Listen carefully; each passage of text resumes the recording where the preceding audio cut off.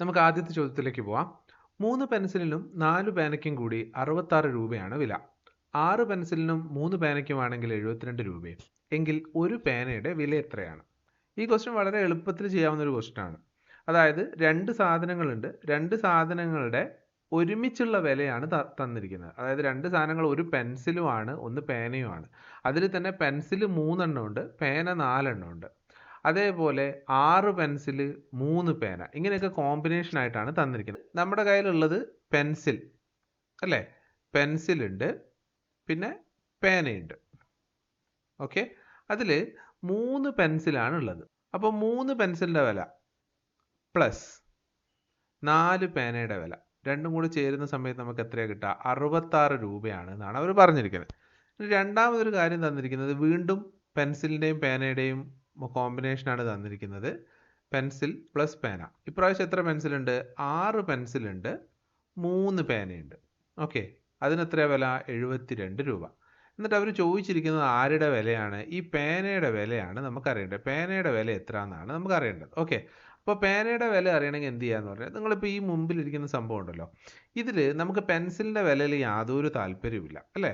അപ്പോൾ ശരിക്കും ഈ പെൻസിലിൻ്റെ വിലയിൽ എന്ത് ചെയ്യാന്ന് പറഞ്ഞു കഴിഞ്ഞാൽ, ഇവിടെ 6 പെൻസിലിൻ്റെ വിലയുണ്ട്, പക്ഷേ ഇവിടെ 3 പെൻസിലിൻ്റെ വിലയുള്ളൂ. അപ്പോൾ ഈ 3 പെൻസിലിനെ 6 പെൻസിലാക്കാൻ നമ്മൾ എന്ത് ചെയ്യണം? 2 കൊണ്ട് ഗുണിച്ചാൽ പോരെ. അപ്പോൾ ഈ മൊത്തത്തിൽ ഈ ആദ്യത്തെ ഈ ഒരു എഴുത്തിനെ നമ്മൾ മൊത്തത്തിൽ 2 കൊണ്ടൊക്കെ ഗുണിക്കാമെന്ന് വിചാരിച്ചോ. അപ്പോൾ എന്താ കിട്ടുക എന്നുള്ളതാണ് ഞാനിവിടെ എഴുതാൻ പോകുന്നത്. 2നെ 3 വെച്ച് ഗുണിക്കുമ്പോൾ 6 കിട്ടും. അപ്പോൾ 3 പെൻസിൽ എന്നുള്ള എത്രയായിട്ട് മാറും? 6 പെൻസിലായിട്ട് മാറും. ഓക്കെ, പ്ലസ് അപ്പോൾ 2 വെച്ച് നമ്മൾ എല്ലാവരെയും ഗുണിക്കണ്ടേ. അപ്പോൾ ഇവിടെ 4 ഉണ്ടല്ലോ, 4 പേനയുണ്ടല്ലോ. അപ്പോൾ 4 പേനയെ 2 വെച്ച് ഗുണിക്കുമ്പോൾ എത്ര പേനയാവും? 8 പേനയാവും. ഓക്കെ, ഇനി ഈ 66 എന്ന് പറയുന്ന ആളും ഈ ഫസ്റ്റിലത്തെ കൂട്ടത്തിലുള്ളതല്ലേ. അപ്പോൾ എല്ലാത്തിനും 2 കൊണ്ട് ഗുണിക്കുമ്പോൾ 66നെ 2 കൊണ്ട് ഗുണിക്കണം. അപ്പോൾ 66നെ 2 കൊണ്ട് ഗുണിക്കുമ്പോൾ നമുക്ക് കിട്ടുക 132 എന്നാണ്. ഓക്കെ, ഇപ്പം നോക്ക്, ഇവിടെയും 6 പെൻസിലായി, മുകളിലും 6 പെൻസിലായി. അപ്പോൾ നമുക്ക് ആ മുകളിലുള്ള ആൾ ഒന്നും കൂടി എഴുതാം. 6 പെൻസിൽ പ്ലസ് 3 പേന ഈക്വൽ ടു 72. റെഡി ആണല്ലോ. ഇപ്പം ശരിക്കും പറഞ്ഞു കഴിഞ്ഞാൽ ഇത് നമ്മൾ 2 ഇക്വേഷൻസ് ആണ്. ഈ 2 ഇക്വേഷനും സോൾവ് ചെയ്യുക എന്നുള്ളതാണ് നമുക്ക് ചെയ്യാനുള്ളത്. അപ്പോൾ ശരിക്കും പറഞ്ഞു കഴിഞ്ഞാൽ ഇവിടെയും 6 പെൻസിലുണ്ട്, ഇവിടെയും 6 പെൻസിലുണ്ട്. അപ്പോൾ ഈ രണ്ടെണ്ണം നമ്മൾ കുറച്ച് കഴിഞ്ഞാൽ ഈ പെൻസിലിൻ്റെ ശല്യം അങ്ങ് തീരുമല്ലോ, തീരും. അപ്പോൾ 6 പെൻസിലിൻ്റെ അകത്ത് 6 പെൻസിൽ പോകുന്ന സമയത്ത് 0 പെൻസിൽ. അപ്പോൾ ഞാനത് എഴുതുന്നില്ല. ഇനി ഇവിടെ എന്താ ഉള്ളത്? 8 പേന 3 പേന. അപ്പോൾ 8 പേനൻ്റെ അകത്ത് 3 പേന കുറയ്ക്കുമ്പോൾ നമുക്ക് എത്ര കിട്ടും? 5 പേന ഈക്വൽ ടു 132 72 കുറയ്ക്കുന്ന സമയത്ത് നമുക്ക് എന്ത് കിട്ടും? 60. അങ്ങനെയാണെങ്കിൽ 5 പേനയുടെ വില 60 എന്നാണ് ഇവിടെ കാണിച്ചിരിക്കുന്നത്. അപ്പോൾ അങ്ങനെയാണെങ്കിൽ ഒരു പേനയുടെ വില എത്രയായിരിക്കും? 60 divided by 5 equal to 12. Okay, അപ്പോൾ ആൻസർ എത്രയാണ്? Option C. ഓക്കെ, ഇവിടെ ഞാൻ പെൻസിൽ പേന എന്ന് ഉപയോഗിച്ചത് എളുപ്പത്തിൽ മനസ്സിലാക്കാൻ വേണ്ടിയിട്ടാണ്. വേണമെങ്കിൽ നമുക്ക് എന്ത് ചെയ്യാന്ന് പറഞ്ഞു കഴിഞ്ഞാൽ പെൻസിലിൻ്റെ വില എ, ഒരു പേനയുടെ വില ബി, ഇങ്ങനെ എടുത്തിട്ടും ചെയ്യാം.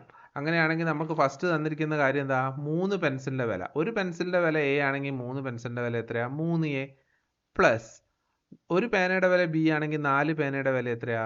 4B equal to 66. അതേപോലെ രണ്ടാമത് തന്നിരിക്കുന്നത് 6 പെൻസിൽ 6A പ്ലസ് 3 പേന 3B ഈക്വൽ ടു 72. ഇതിൻ്റെ അകത്ത് നമുക്ക് കണ്ടുപിടിക്കേണ്ടത് എന്താ? ആരുടെ വിലയാണ് കണ്ടുപിടിക്കേണ്ടത്? പേനയുടെ വില. അപ്പോൾ ഇതിൻ്റെ അകത്ത് ബി കണ്ടുപിടിക്കണം. അതെന്താ ചെയ്യേണ്ടത് എന്നുള്ളതാണ് ഇവിടെയും ചെയ്തിരിക്കുന്നത്. അതായത് ഇപ്പോൾ 2 ഇക്വേഷൻസ് ഇവിടെയുണ്ട്. ഇതാണ് ഫസ്റ്റ് ഇക്വേഷൻ, ഇതാണ് സെക്കൻഡ് ഇക്വേഷൻ. എങ്കിൽ ഇതിൽ നമുക്ക് എയുടെ വാല്യൂ വേണ്ട. അപ്പോൾ എയുടെ കൂടെയുള്ള ആൾ 6ഉം ഒരു സ്ഥലത്ത് 3ഉം ആണ്.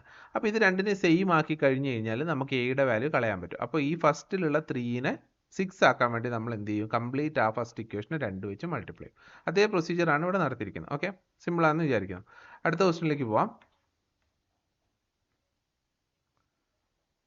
അടുത്ത ക്വസ്റ്റ്യനിൽ പറഞ്ഞിരിക്കുന്നത് തീവണ്ടിയിൽ 360 കിലോമീറ്റർ ദൂരം യാത്ര ചെയ്യാൻ 4 മണിക്കൂർ 30 മിനിറ്റ് എടുത്തു എങ്കിൽ തീവണ്ടിയുടെ ശരാശരി വേഗം എത്രയാണ്? അപ്പോൾ നമ്മളോട് ചോദിച്ചിരിക്കുന്നത് തീവണ്ടിയുണ്ട്, തീവണ്ടിയുടെ സ്പീഡാണ് ചോദിച്ചിരിക്കുന്നത്. ഓക്കെ, ആക്ച്വലി സ്പീഡ് എന്ന് പറയുന്നത് നമ്മൾ എങ്ങനെയാണ് പറയുക? സ്പീഡ് എന്ന് പറയുന്നത് ഇത്ര കിലോമീറ്റർ പെർ അവർ അല്ലെങ്കിൽ ഇത്ര കിലോമീറ്റർ പെർ മണിക്കൂറാന്ന് പറയും അല്ലേ.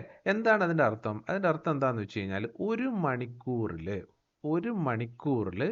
എത്ര കിലോമീറ്റർ പോകുന്നു, അതാണ് ആക്ച്വലി സ്പീഡ് എന്ന് ഉദ്ദേശിക്കുന്നത്. അപ്പം നമ്മൾ ഒരു വണ്ടിയുടെ സ്പീഡ് 60 കിലോമീറ്റർ പെർ അവർ ആണ് എന്ന് വെച്ച് കഴിഞ്ഞാൽ അതിൻ്റെ മീനിങ് എന്താണെന്ന് വെച്ച് കഴിഞ്ഞാൽ ഒരു മണിക്കൂറിൽ ആ വണ്ടി 60 കിലോമീറ്റർ സഞ്ചരിക്കും. ഓക്കെ, അപ്പോൾ അതാണ് ശരിക്കും സ്പീഡ് എന്ന് പറയുന്നതുകൊണ്ട് ഉദ്ദേശിക്കുന്നത്.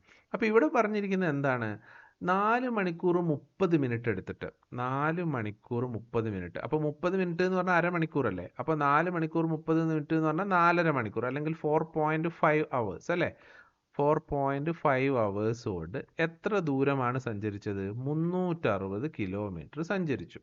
ഓക്കെ, അങ്ങനെയാണെങ്കിൽ വേഗത എത്രയാണ്? അപ്പോൾ വേഗത കാണാൻ നമ്മൾ എന്ത് ചെയ്യണം? ഒരു മണിക്കൂറിൽ എത്ര സഞ്ചരിച്ചു എന്ന് കണ്ടാൽ മതി.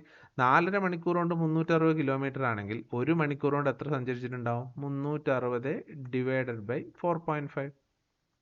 ഓക്കെ, ഇനി ഇത് ചെയ്യാൻ ചിലപ്പോൾ നിങ്ങൾക്ക് ഇവിടെ ഫ്രാക്ഷണൽ നമ്പേഴ്സ് പോയിന്റ് ഉള്ള നമ്പേഴ്സൊക്കെ വന്നുകൊണ്ട് ചിലപ്പം ബുദ്ധിമുട്ട് കാണുമായിരിക്കും. അപ്പോൾ നമ്മൾ എന്ത് ചെയ്യാന്ന് വെച്ച് കഴിഞ്ഞാൽ ഇതിൻ്റെ കാൽക്കുലേഷൻ സിമ്പിൾ ആക്കാൻ വേണ്ടി വേറൊരു അപ്രോച്ചിലും കൂടി ചെയ്യാം. അതായത് 4 മണിക്കൂർ 30 മിനിറ്റ് എന്ന് പറഞ്ഞു കഴിഞ്ഞാൽ നമുക്ക് കംപ്ലീറ്റ് മിനിറ്റിൽ കൺസിഡർ ചെയ്യാം. 4 മണിക്കൂർ 30 മിനിറ്റ് എന്ന് പറഞ്ഞാൽ എത്രയാ? ഒരു മണിക്കൂർ എന്ന് പറഞ്ഞാൽ 60 മിനിറ്റ് ആണ്. അപ്പം 4 മണിക്കൂർ എന്ന് പറഞ്ഞാൽ എത്ര മിനിറ്റായി? 4 × 60 അല്ലേ. അത് എത്രയാണ്? 240 മിനിറ്റ്.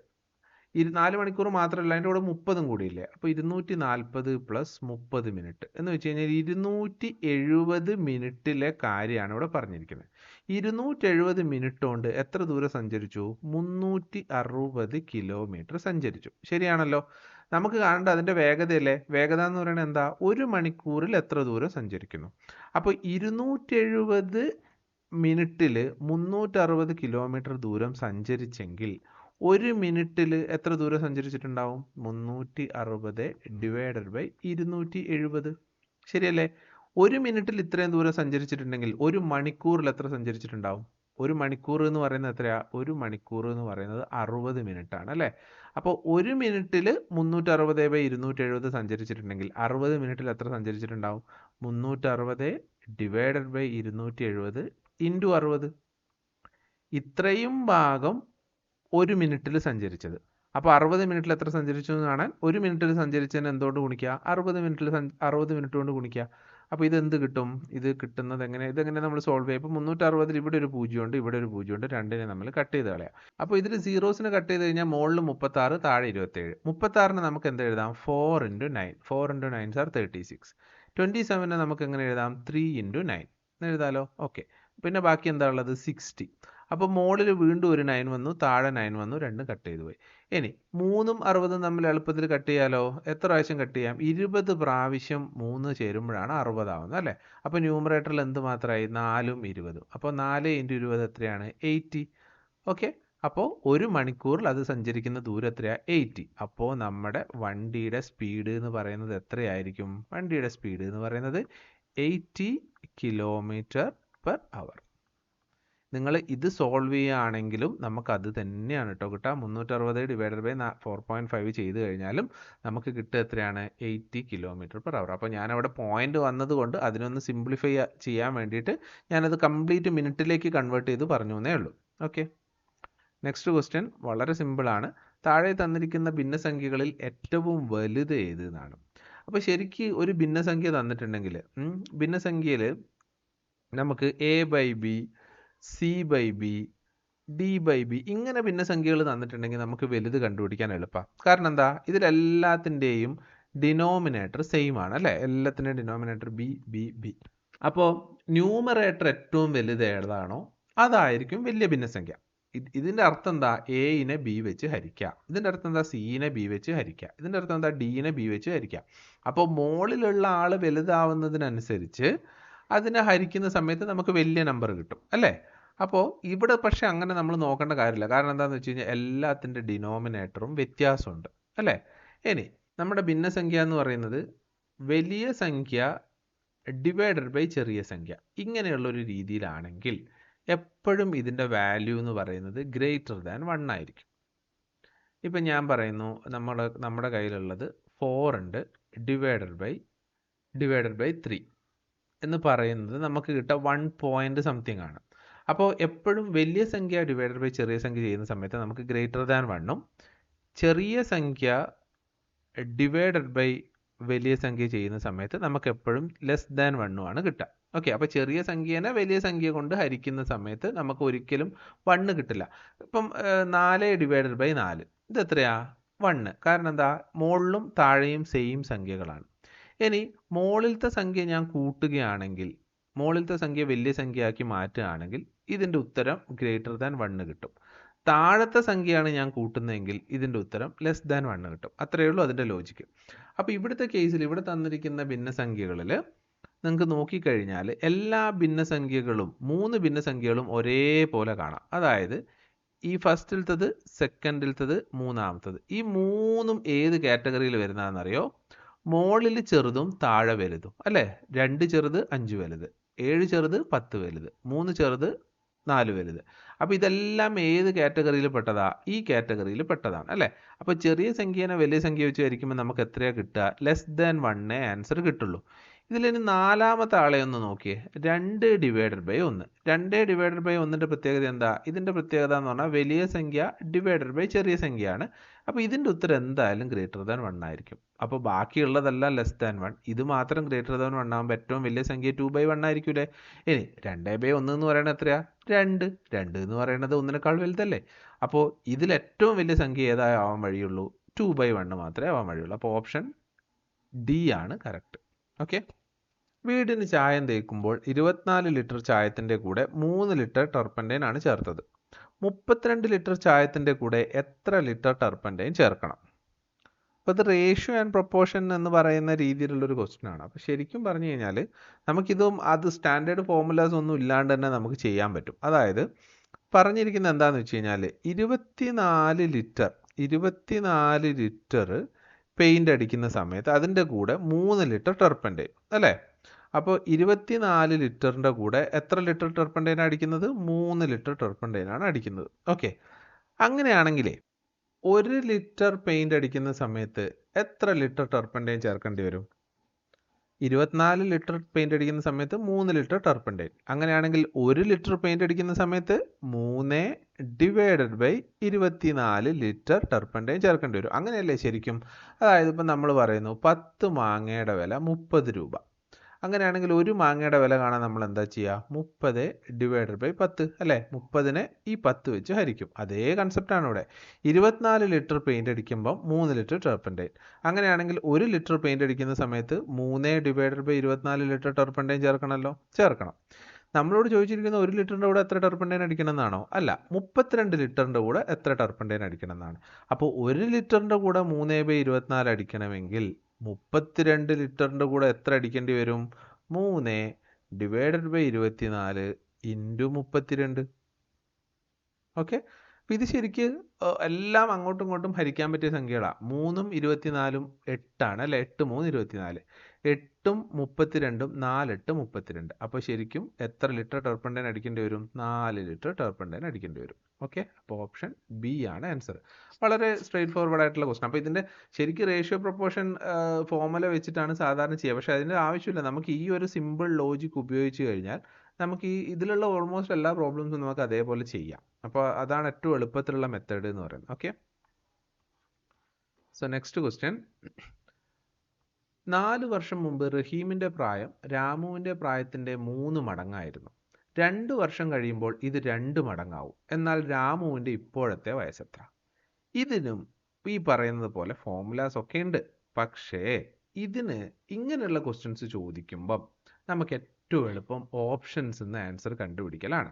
അതായത് ഇവിടെ ഇപ്പോൾ 2 പേരാണ് ഉള്ളത്. ഒന്ന് രാമു, ഒരാൾ രാമു, മറ്റൊരാൾ റഹീം.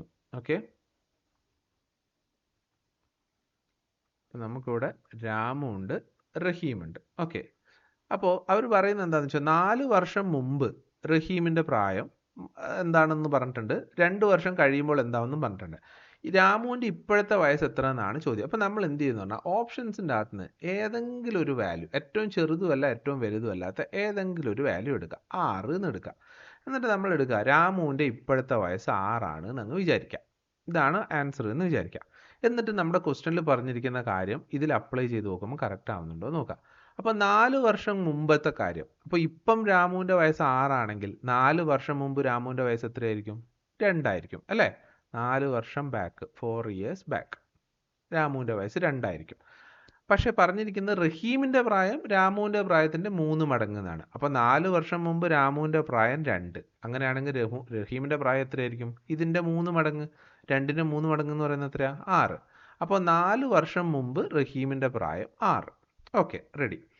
ഇനി ഇവിടുന്ന് 4 വർഷം കഴിയുമ്പോഴാണ് രാമുവിന് 6 വയസ്സായത്. അപ്പോൾ ഇവിടുന്ന് 4 വർഷം കഴിയുമ്പോൾ റഹീമിന് എത്രയാവും? 10. റെഡിയാണല്ലോ. ഇനി അടുത്ത തന്നിരിക്കുന്നത് എന്താ? 2 വർഷം കഴിയുമ്പോൾ ഇത് 2 മടങ്ങാവുന്ന പറഞ്ഞത്. അപ്പോൾ 2 വർഷം കഴിയുമ്പോൾ രാമുവിൻ്റെ വയസ്സ് എത്രയാവും? 8. റഹീമിൻ്റെ വയസ്സ് എത്രയാവും? 12. പക്ഷേ 8ഉം 12ഉം 2 മടങ്ങിലാണോ നിൽക്കുന്നത്? അല്ല. അപ്പോൾ ഓപ്ഷൻ ബി അല്ല ആൻസർ എന്ന് മനസ്സിലായി. അപ്പോൾ ശരിക്കും പറഞ്ഞു കഴിഞ്ഞാൽ 8ൻ്റെ ഇരട്ടി ഇവിടെ കിട്ടണമായിരുന്നു. എന്നാൽ ആൻസർ കറക്റ്റ് ആയേനെ. അപ്പോൾ 8നേക്കാളും കുറവല്ലേ കിട്ടുന്നത് ഇവിടെ? 8ൻ്റെ ഇരട്ടിനേക്കാൾ കുറവല്ലേ കിട്ടുന്നത്? 8ൻ്റെ ഇരട്ടി 16ആണ്. 16നേക്കാൾ കുറവാണ് ഇവിടെ കിട്ടുന്നത്. അപ്പോൾ നമ്മൾ 6 എടുത്താൽ പോരാ, കുറച്ചും കൂടെ വലിയ സംഖ്യ എടുക്കണം. അപ്പോൾ നമുക്ക് 10 എടുത്ത് നോക്കാം. അപ്പോൾ നമ്മൾ 10 രാമുവിൻ്റെ ഇപ്പോഴത്തെ വയസ്സ് എന്ന് വിചാരിക്കാം. ഓക്കെ, 4 വർഷം മുമ്പ് രാമുവിൻ്റെ വയസ്സ് എത്രയായിരിക്കും? 4 വർഷം മുമ്പ് രാമുവിൻ്റെ വയസ്സ് 6 ആയിരിക്കും അല്ലേ? അപ്പോൾ റഹീമിൻ്റെ വയസ്സ് എത്രയായിരിക്കും? രാമുവിൻ്റെ വയസ്സിൻ്റെ 3 മടങ്ങ് എന്ന് വെച്ച് കഴിഞ്ഞാൽ 18 വയസ്സ്. 6ന്ന് 4 വർഷം കഴിയുമ്പോൾ രാമുവിന് 10 വയസ്സായി. 18ന്ന് 4 വർഷം കഴിയുമ്പോൾ റഹീമിന് 22 വയസ്സായി. ഇനി 2 വർഷം കഴിയുമ്പോഴത്തെ കാര്യമാണ് പറഞ്ഞിരിക്കുന്നത്. ഇനി 2 വർഷം കഴിയുന്ന സമയത്ത് രാമുവിന് എത്രയാവും? 12 വയസ്സാവും. റഹീമിന് എത്രയാവും? 24 വയസ്സാവും. അപ്പോൾ നിങ്ങളൊന്ന് നോക്കിയേ, 12ൻ്റെ ഡബിൾ അല്ലേ 24 അല്ലേ? അപ്പോൾ ഈ പറഞ്ഞ കണക്ക് റെഡി ആയില്ലേ?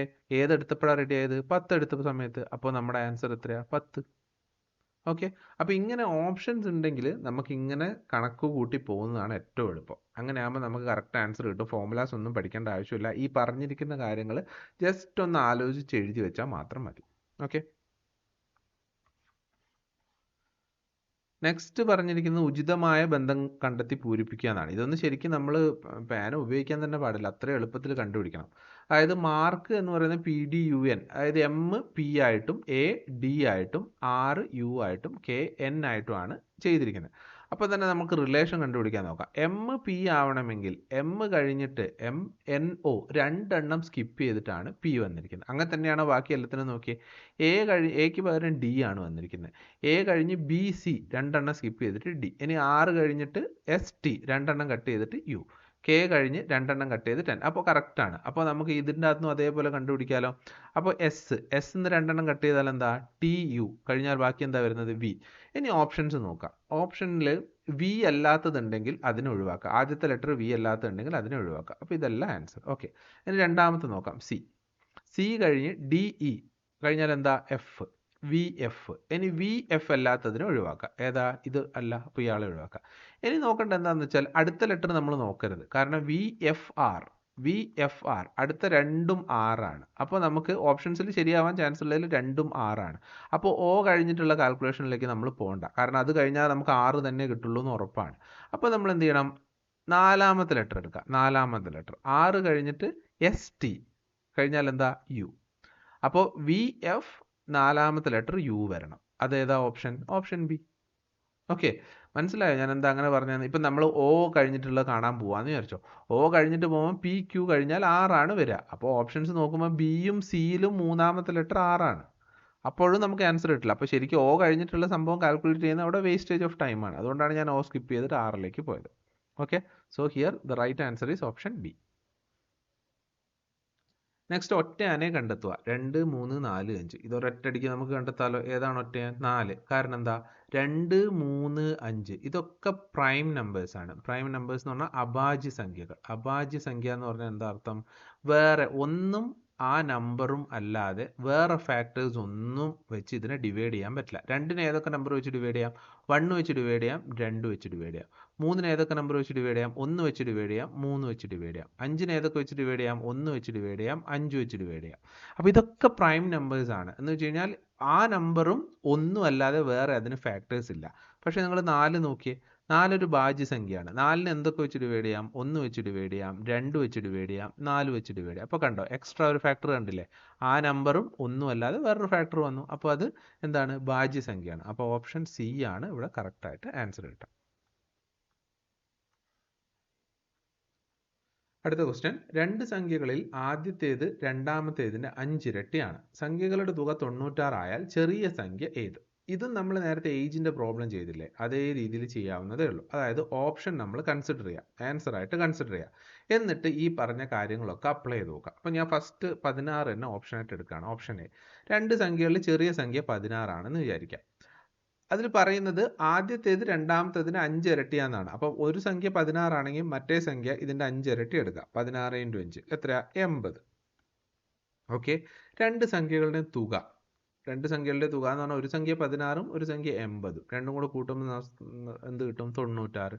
രണ്ട് സംഖ്യകളുടെ 96 ആണ്. അപ്പോൾ ചെറിയ സംഖ്യ എത്രയാ? 16.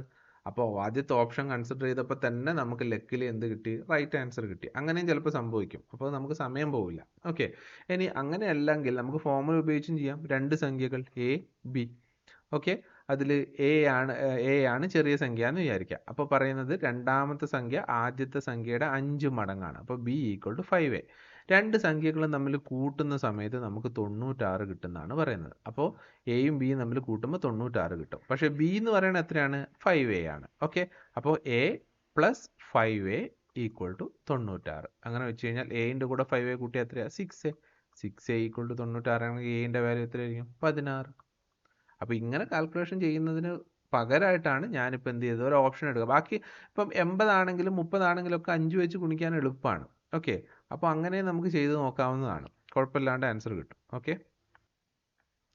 അടുത്ത ചോദ്യം, ഒരാൾ തൻ്റെ വീട്ടിൽ നിന്ന് 300 മീറ്റർ തെക്കോട്ട് നടന്നു. പിന്നീട് ഇടത്തോട്ട് തിരിഞ്ഞ് 100 മീറ്റർ പോയ ശേഷം വലത്തോട്ട് തിരിഞ്ഞ് 200 മീറ്റർ സഞ്ചരിച്ച് വീണ്ടും വലത്തോട്ട് തിരിഞ്ഞും 100 മീറ്റർ നടന്നാൽ അയാൾ വീട്ടിൽ നിന്നും ഏത് ദിശയിൽ എത്ര അകലെയാണ്?